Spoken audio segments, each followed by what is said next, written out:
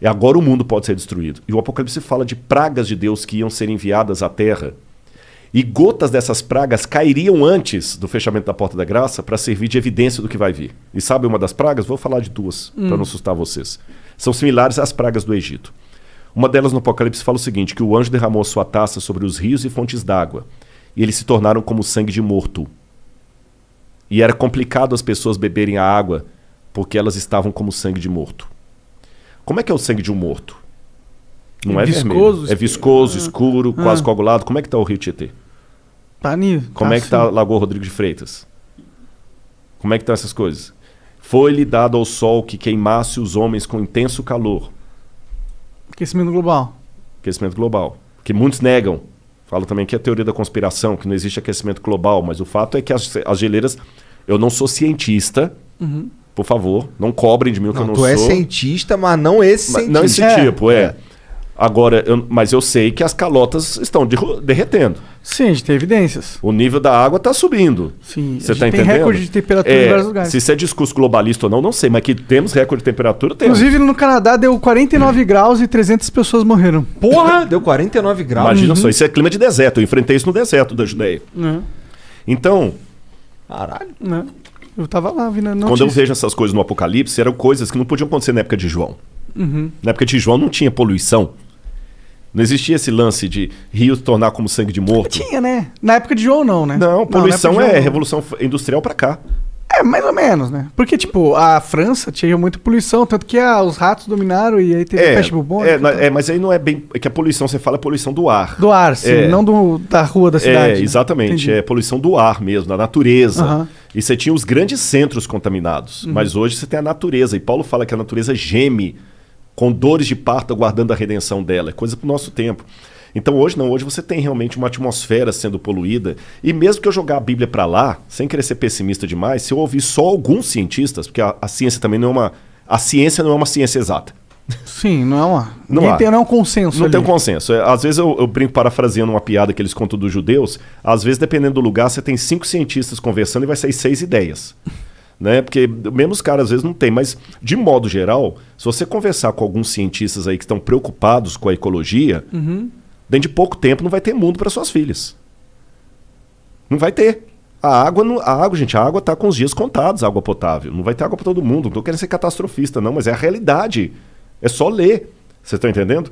Então, quer dizer, o mundo marcha para o fim, seja pela profecia bíblica, seja pelas evidências que alguns estão nos alertando. Aquele Doomsday Clock.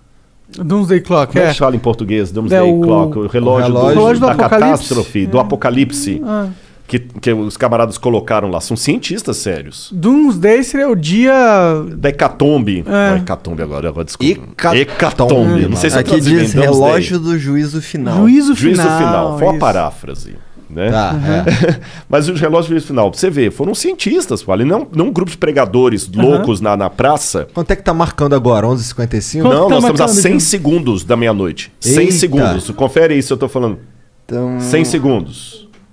Caralho, não é 100 segundos, não? Aqui no minha esposa tá corrigindo lá. Eu pensei que era 100 segundos que faltavam. É 6. 100. 100?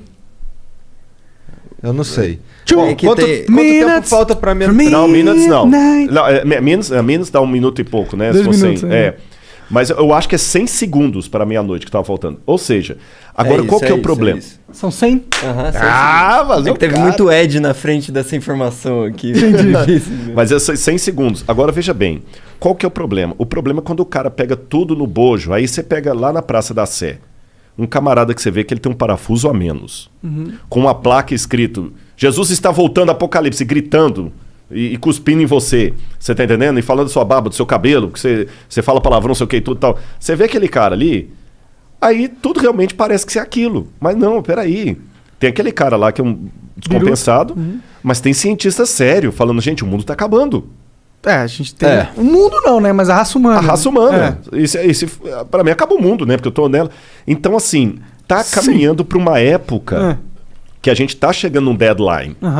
Aí, como eu vi... Aí, por que eu acredito que a Bíblia vai acertar com o futuro? Aí vem da profecia de Daniel.